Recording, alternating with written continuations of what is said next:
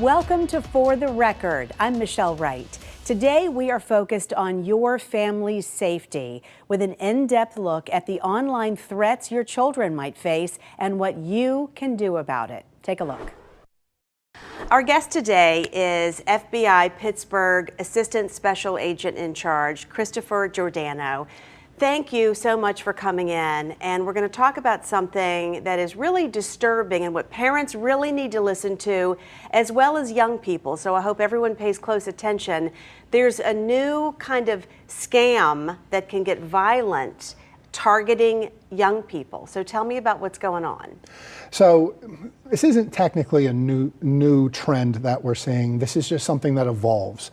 So during the holidays, during Valentine's Day, we will see romance scams. During the holiday, we'll see grandparent scams. We'll see people exploiting social media and the internet to take advantage of people, sometimes harm those people, usually financially, sometimes sexually, like sextortion, and other times, which we're seeing now, is physical harm. So the trend that has been moving throughout the country is a trend where groups of individuals, sometimes here in the United States, sometimes overseas, will target at-risk youth. Individuals that may be loners, individuals that really don't have a lot of friends, people that are looking for acceptance. They will target these individuals and they will start to groom them. They will groom them by showing them that they care. They will buy them gifts. They will send them gift cards. If they're overseas, they'll start loading Google prepaid gift cards, they'll Amazon gift cards, stuff like that. They'll start buying presents for these people to build up trust. And once that trust is established, they will start to exploit that trust, whether that is sexually or physically. So they will find these at-risk youths, and they will start to push them. And it's almost a game to these individuals. Some of them are teenagers and children themselves they're playing these games. And it's almost a game to them to where, let's see if I can push this person to do something further than what another person in the group did. Well, we've talked about the financial exploitation, and I get that. You know, there are scammers out there wanting your money. Yes. This is something that's a whole new level, this new thing that you're talking about, where the scammers are trying to get kids to harm themselves. Yes, this is absolutely sadistic, and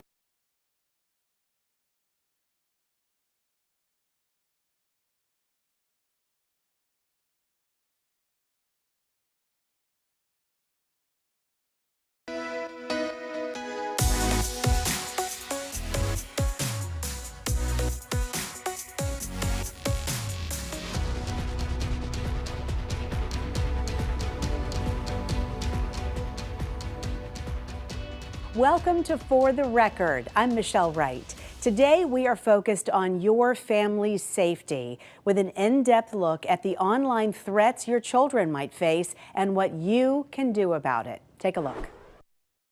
Our guest today is FBI Pittsburgh Assistant Special Agent in Charge, Christopher Giordano. Thank you so much for coming in, and we're going to talk about something that is really disturbing and what parents really need to listen to, as well as young people. So I hope everyone pays close attention. There's a new kind of scam that can get violent targeting young people. So tell me about what's going on. so this isn't technically a new trend that we're seeing. This is just something that evolves. So during the holidays, during Valentine's Day, we will see romance scams. During the holiday, we'll see grandparent scams. We'll see people exploiting social media and the internet to take advantage of people, sometimes harm those people, usually financially, sometimes sexually, like sextortion, and other times, which we're seeing now, is physical harm. So the trend that has been moving throughout the country is a trend where groups of individuals, sometimes here in the United States, sometimes overseas, will target at-risk youth. Individuals that may be loners, individuals that really don't have a lot of friends, people that are looking for acceptance. They will target these individuals and they will start to groom them.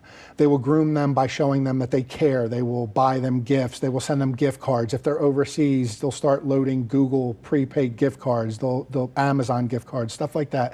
They'll start buying presents for these people to build up trust. And once that trust is established, they will start to exploit that trust, whether that is sexually or physically. So they will find these at-risk youths, and they will start to push them. And it's almost a game to these individuals. Some of them are teenagers and children themselves they're playing these games. And it's almost a game to them, to where, let's see if I can push this person to do something further than what another person in the group did. Well, we've talked about the financial exploitation, and I get that. You know, there are scammers out there wanting your money. Yes.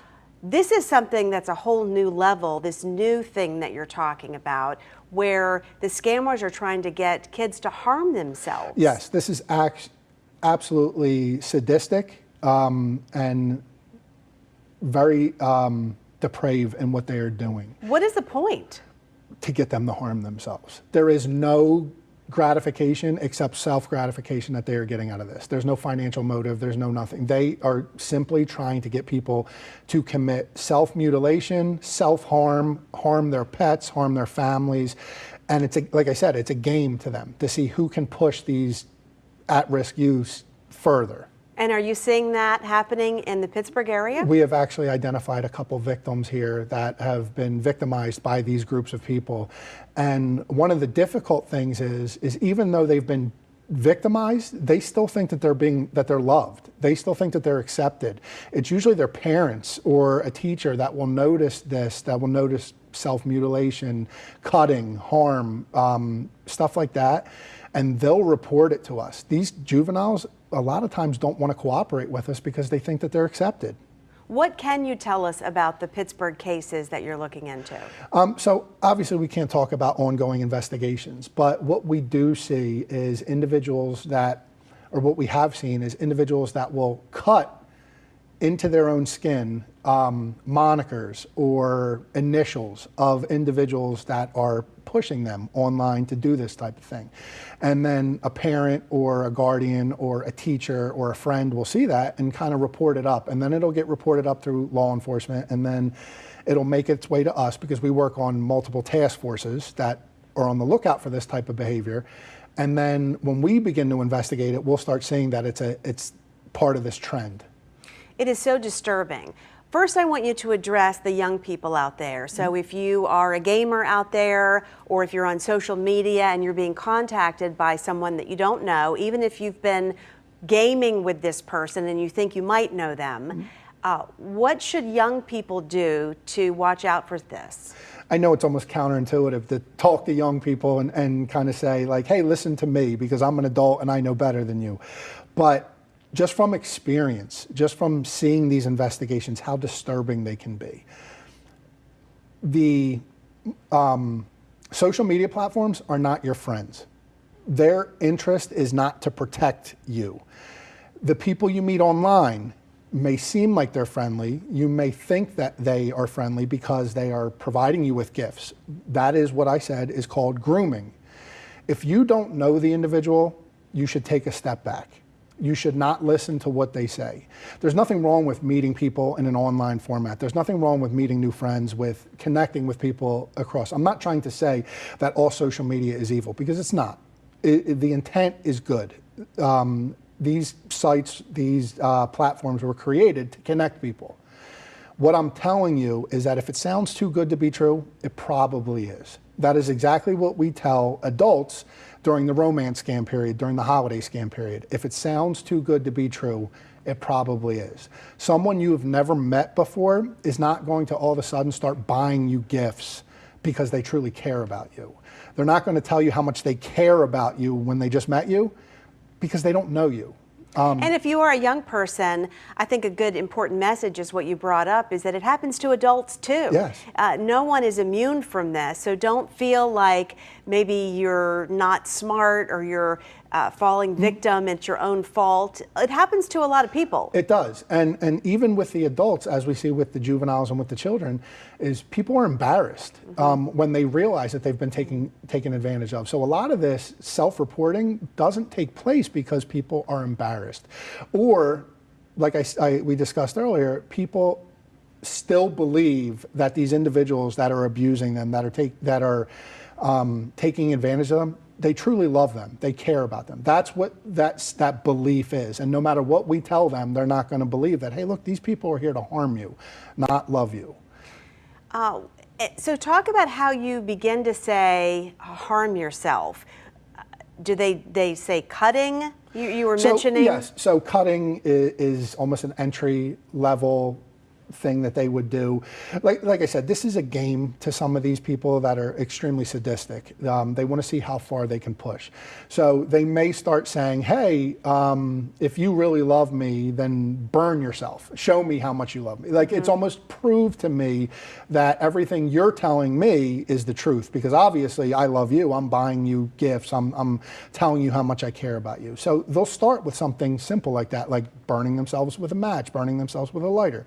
Then it would turn into cutting, where like, oh yeah, it doesn't hurt, it's actually exhilarating. You'll get an adrenaline rush from it, you'll cut yourself. And then it moves to something more of, I want you to cut my initials into you, or my moniker, which my online gaming moniker, or whatever it may be. Then it would be, oh, you have a little sister or a little brother, I want you to cut them. And they just want to level up every time they do it, because this group of individuals that are extremely sadistic want to see who can push this person past the limit, up to and including suicide.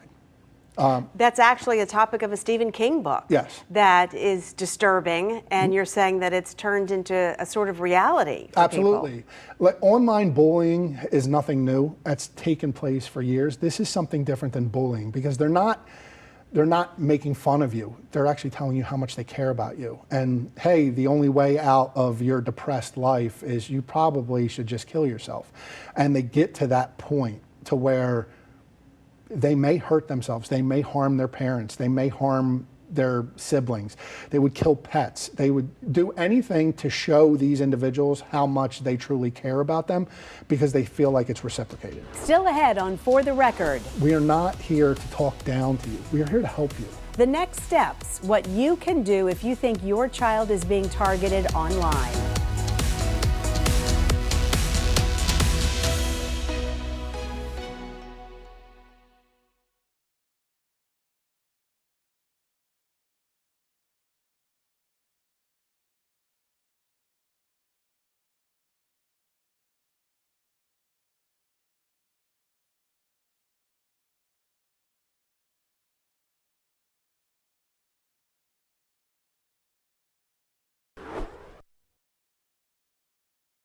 To keep them safe is very important.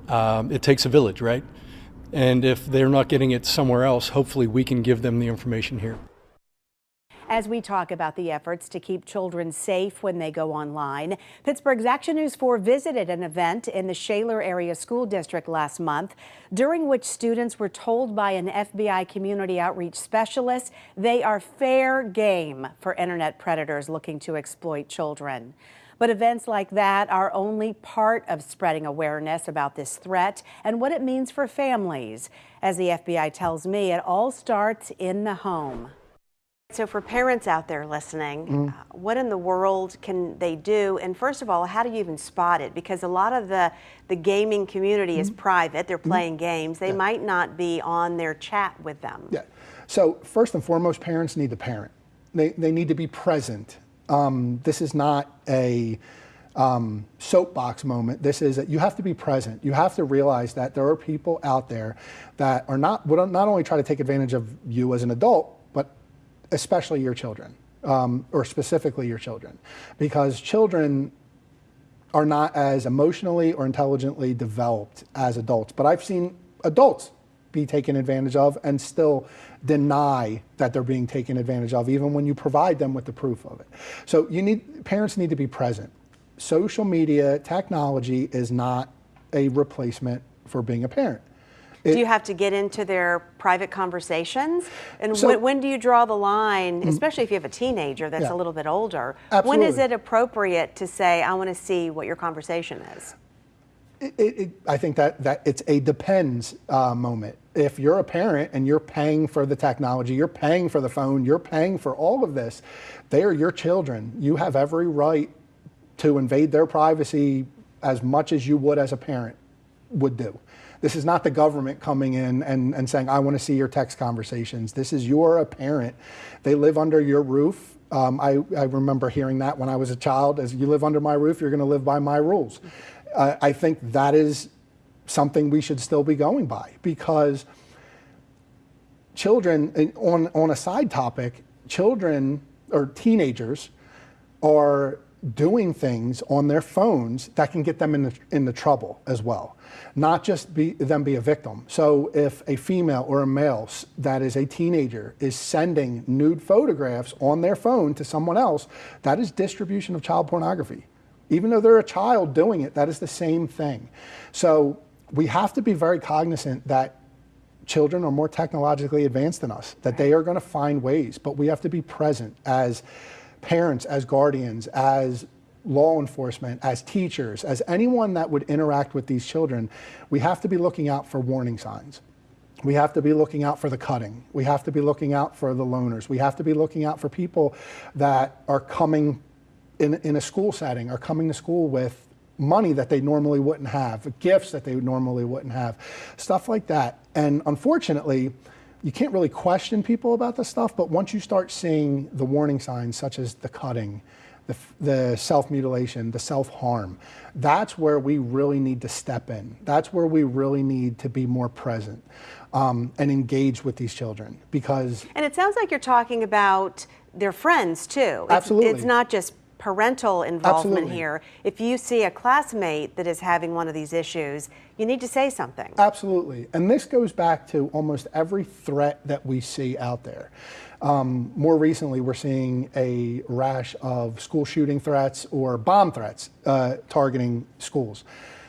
The problem is a lot of these kids, a lot of these teenagers that are seeing them or seeing these social media posts are not reporting it to law enforcement. They're just forwarding that information along. And now that takes more law enforcement presence to say, wait, was this a school shooting threat? Was this a bomb threat? Instead of reporting it to the people that they should be reporting it, they're just forwarding it along. And I think that's the same thing when we look at this self-mutilation, this self-harm stuff, is that they're not reporting it to they might be spreading that among their peers, but they're not reporting that up. They're not saying that, hey, little Johnny has cuts all over their arms that weren't there yesterday. Or Sally is very depressed. They're not saying that to the people that can actually help. They're just kind of reporting that within their own social circles. And the biggest takeaway that I can say from this is that you need to contact the police, you need to contact parents, you need to contact someone with authority, someone in an adult manner that can actually look into this. Instead of just spreading rumors, spreading those potential falsehoods, you need to go to the people that can look into it, the people that are actually going to help. So for parents out there who want to sit down and begin a conversation on this topic with their child, how do you even begin that topic? I think the best way to address this is not to address it head on, but ask questions. And say, one of the things they teach us in the FBI is active listening. If someone doesn't think that you're actually hearing the words that come out of their mouth and you're actually engaging with them and listening to, they're not going to participate in that conversation. They're going to tell you what you want to hear. They're going to deflect. They're going to do anything except engage in that conversation. But if you're truly showing an interest, because like, hey, I'm here, I don't want anything bad to happen to you. When you're online, do you ever get contacted by people you don't know? Well, how do you engage in conversation with them? Well, how do you know that they're truly a friend? Or how do you know? Engage with these questions. Ask follow-up questions. Ask, I'm not trying to get into your private life, but Have you ever has anyone ever asked you to send them photographs of you? Has any, someone that you don't know? You need to engage with these conversations. Unfortunately, what a lot of people see is the consequences. They say, oh, if I come forward and say, yeah, I sent a bad photograph to somebody, I'm going to get in trouble because this person just got arrested for that. That's not the truth. It's not going to if you come forward and say, I made a mistake or I did this, we don't treat you as a subject. We treat you as a victim because you are being victimized by somebody. We are not here to put children in jail. We are not here to go to the public and say, look what little Johnny or little Sally did, because that's not our job. We are not here to talk down to you. We are here to help you. So if anyone's listening, or a parent, if you're worried about your child, when it comes to sextortion, someone asking you to take inappropriate photos of yourself and send that, they can come forward to you and they're not going to get in trouble. No, absolutely, because we are not here to victimize our people that are already victimized. When we go out to schools and talk about these topics, and by the way, sextortion is just an entryway into this self-harm. That's how they start. Whether you get to the point where I'm cutting myself because this person loves me and told me to cut myself, or hey, you're going to cut yourself, or I'm going to release these photographs that you sent to everyone. It's all the same. It's just an entryway. It's almost like an entry-level drug. There have been suicides from this. It's just heartbreaking. Yes. And because the suicide may not be, hey, I want you to commit suicide because I love you. The suicide said, if you don't kill yourself, I'm going to expose you to the world. They're going to see these photographs, your parents, your teachers, your friends, and then these kids feel like they have no other way out. But they do have a way out. Absolutely. So what do? They come to us. They go to the police. They go to their parents. This is why I was saying the parents need to engage in these conversations. Strangers you meet on the internet are not your friends. You may not look at law enforcement as your friend, but we are here to protect you. But I have to say, teenagers might even be more comfortable coming to you than their parents, than their own parents. So how do they do that? So we go out to school districts all over in every county in Western Pennsylvania. We go out and we put on presentations. Our community outreach specialists do a phenomenal job. We have agents and analysts that come from our Crimes Against Children squads that go out and they put these on. First and foremost, the children have to listen to us. They have to believe that we're not out here on our soapboxes telling you that this is bad stuff. This is bad stuff. We've seen these. We've seen people victimized and people harmed by this. But we go out and we put these presentations on, and you'd be surprised how after the presentations are done, how many people will come up and talk, not to an agent, but to a community outreach specialist or to an analyst that really reached them and said, hey, look, I want to let you know that A, B, and C has happened to me, or I know of someone that this is happening to. And they are afraid to tell the teacher. They are afraid to tell their parents. You'd be surprised how many people will do that. So classmates are important. Yes, absolutely. Back on the school bullying thing, this is not school bullying. People are not going to bully you because you were victimized. People don't, unless you're one of these depraved individuals or these sadistic individuals, people don't want to see you harm yourself. That is why it's important to have these social circles, these support systems in place. If you don't have the social support systems in the school, then go to your parents, go to your sisters, go to anybody that'll listen, because we're going to try to stop it before it escalates to a point that there's no return. Still ahead, a final thought from the FBI. What happens when they track down the criminals behind one of these schemes?